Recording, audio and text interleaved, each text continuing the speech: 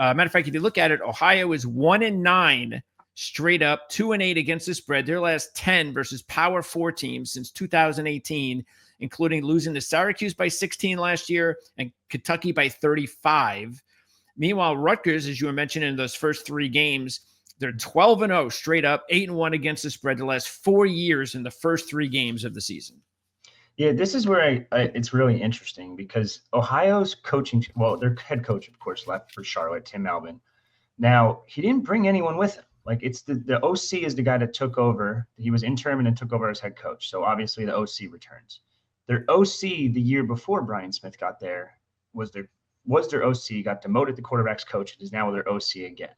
So it's kind of returning philosophy there. Yeah, and then their DC stayed on as well. Like, he didn't take anyone with him. So it's like very bizarre for me to see that, to ever see a coach not take his guys with him somewhere, especially when they'd probably getting paid more in Charlotte versus it Ohio. is weird. Yeah. So very, very bizarre there. But I do think Parker Navarro is one of the best quarterbacks in Group of 5, like without a doubt. And Greg Schiano said it best yesterday. He said if the guy was 3 inches taller, he'd be at Notre Dame. He wouldn't be at Ohio. And he is that good. I think C. Bonagora, if I pronounced that correctly, he's a very interesting one because he had a 1,000-yard season in 2022, 1,000-yard season in 2023, goes to Minnesota, doesn't play at all, and then comes back to Ohio again. So now he's returning. I think he's pretty solid. Their receiving core is solid.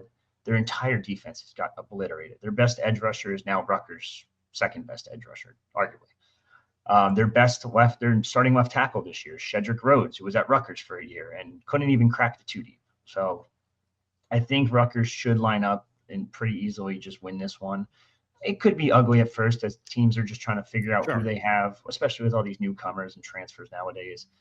And that dual threat quarterback always gives Greg Schiano's defense a little bit of fits early on. So I do think it could get a little ugly. I think that Rutgers might only be winning a half by, like, say, 7 points, maybe even less. Who knows? But I do think Rutgers still ends up covering. I think it opened up as a 10.5 spread back in May. It went to 14.5. I think it's at 15.5 now. So Vegas must know something.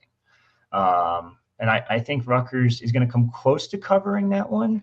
I think if people were smart and listened to our podcast, we told you as soon as it said 10.5, throw the money on it. And apparently some people listened because it changed. So, but I don't know if they'll cover to 15.5, but I think the over is going to hit. I think this offense is going to be very, very special.